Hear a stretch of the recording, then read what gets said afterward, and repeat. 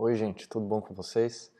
Eu sou Rafael Monsanto, otorrinolaringologista, e hoje eu vou falar um pouquinho sobre sinusite. Muitas pessoas dizem que elas têm sinusite crônica, e em caso de qualquer piora dos sintomas, algumas procuram um médico no consultório ou no pronto-socorro, muitas vezes até solicitando antibióticos ou outros medicamentos para melhorar os sintomas. Porém, o que muita gente não sabe é que os sintomas que muitas vezes a gente atribui à sinusite, eles podem ser secundários a muitos outros problemas muito comuns, nos quais os antibióticos eles não vão ter um efeito adequado. E o que eles vão contribuir é com o aumento da resistência bacteriana e também com a chance de você ter algum efeito colateral relacionado ao uso dos antibióticos. Se você gosta do conteúdo do canal, se inscreve e clica no sininho para receber as notificações. Lembrando sempre que esse vídeo é meramente educativo e ele não representa qualquer sugestão de diagnóstico ou de tratamento. Para isso, procure sempre seu médico.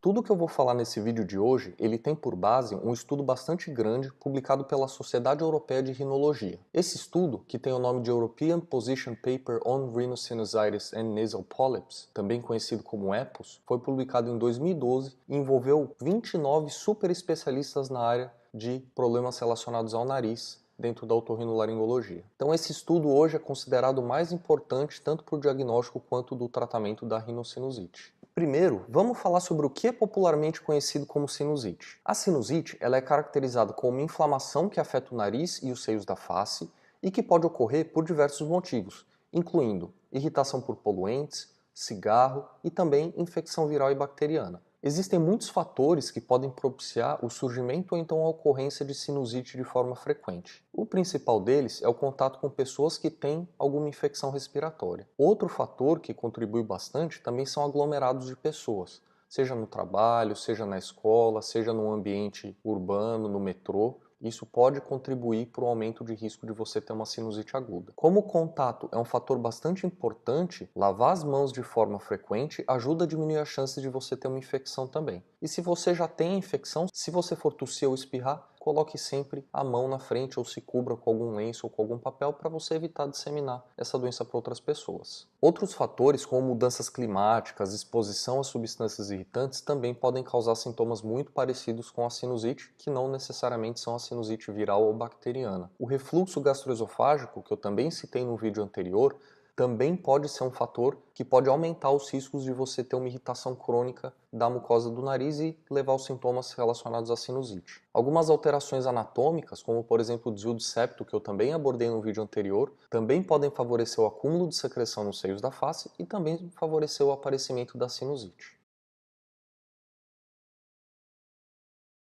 Por definição, os principais sintomas da sinusite são, primeiro, obstrução nasal ou rinorreia, que é a saída abundante de secreção pelo nariz, associado ou não à sensação de pressão no rosto e à redução ou perda do olfato. É importante saber que a presença da obstrução nasal, ou seja, o nariz trancado, e a rinorreia, eles são sintomas considerados obrigatórios para o diagnóstico, sendo que sem esses sintomas, o diagnóstico de sinusite fica bastante improvável. Os outros sintomas que eu citei, eles podem ocorrer ou não, mas pelo menos um dos sintomas obrigatórios e pelo menos um dos outros sintomas, eles devem estar presentes para que se caracterize um quadro possível de sinusite. A sinusite, ela também pode ser caracterizada de acordo com o tempo de evolução. Ela pode ser aguda, quando ela tem uma duração menor do que 12 semanas e a melhora completa dos sintomas entre os quadros de sinusite, ou crônica, quando os sintomas persistem por mais de 12 semanas, que dá mais ou menos 4 meses, sem períodos de melhora completa entre os episódios de piora dos sintomas. Como o objetivo desse vídeo hoje é falar mais da sinusite aguda, tudo que eu vou falar daqui para frente é sobre esse tema, já que a sinusite crônica é um problema bastante importante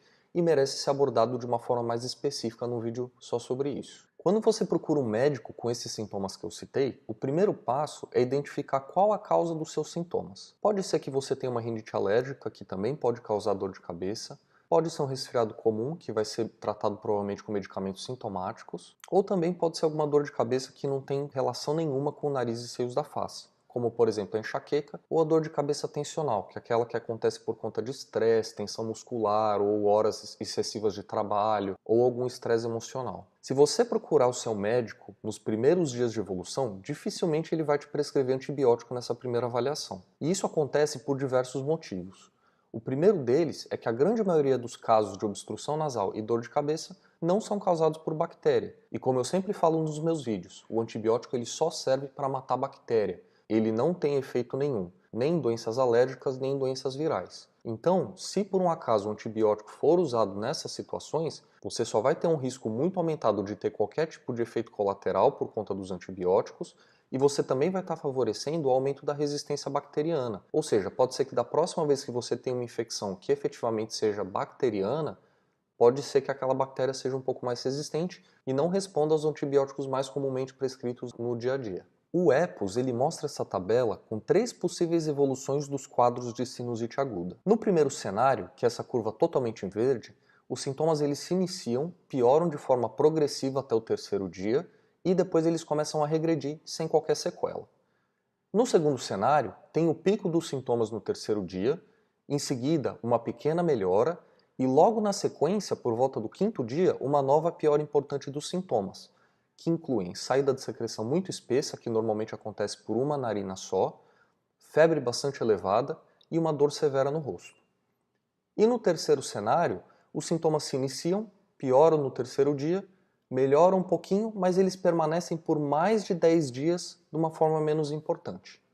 E qual que é a diferença entre esses 3 cenários? No primeiro cenário, a causa da sinusite provavelmente não é bacteriana, então provavelmente ela vai ser tratada simplesmente com medicamentos sintomáticos, já que ela vai se resolver dentro de alguns dias. Já nos cenários 2 e 3, com uma piora importante após o quinto dia ou a persistência do quadro total por mais de 10 dias, é mais provável que se trate de uma doença bacteriana.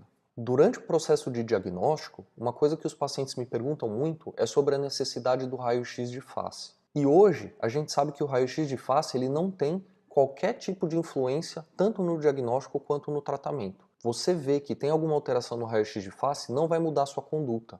Não é pela ausência de achado ou pela presença de achado que isso vai indicar o antibiótico. E nisso, o estudo EPOS, que eu citei anteriormente, ele é muito claro.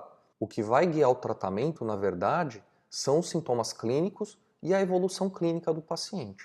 Se for necessário algum exame complementar, o raio-x de face também não vai ajudar nesse tratamento dessas possíveis complicações. Então tem outros exames mais indicados para fazer o diagnóstico dessas possíveis complicações ou em alguns casos mais atípicos, que não são efetivamente o raio-x de face. Então, se o seu médico te disser que não é necessário fazer um raio-x de face para o diagnóstico ou para o tratamento ou para o acompanhamento da sinusite, isso é verdade. Tem alguns casos muito específicos em que isso pode ser realizado, mas é uma minoria ínfima dos casos. Então, na grande maioria dos casos, o raio-x de face não vai ter qualquer influência nem no diagnóstico, nem no tratamento, nem na progressão da sua doença. Em relação ao tratamento, o primeiro e mais importante é a prevenção. Então, lavar o nariz com soro fisiológico, evitar aglomeração, evitar contato com pessoas doentes e também evitar contato com substâncias irritantes, assim como tratar a rinite alérgica e o refluxo quando eles existirem, auxiliam muito na prevenção dos episódios agudos de sinusite. Por outro lado, caso você já tenha os sintomas, é importante sempre procurar um médico para iniciar o acompanhamento até que os quadros se resolvam. Nos primeiros dias, provavelmente o tratamento vai ser voltado ao alívio dos sintomas, e nos casos mais severos, ou em caso de suspeita de a sinusite ter sido causada por bactérias, outros medicamentos devem ser indicados. Inclusive os antibióticos podem ser usados nessa fase. É lógico que todo problema de saúde recorrente ele deve ser acompanhado de perto pelo seu médico para que se aumente a chance de você ter um bom controle da doença no longo prazo. Então, se você tem sinusite frequentemente, procure um otorrinolaringologista. Era sobre isso que eu queria falar hoje. Espero que esse vídeo tenha ajudado a tirar algumas das suas dúvidas sobre a sinusite. E se você gostou desse vídeo, compartilha com seus amigos, se inscreve no canal, ativa as notificações para receber sempre que tiver conteúdo novo. Se tiver alguma coisa a mais que eu possa te ajudar, deixa nos comentários e eu vou responder na medida do possível. Até breve!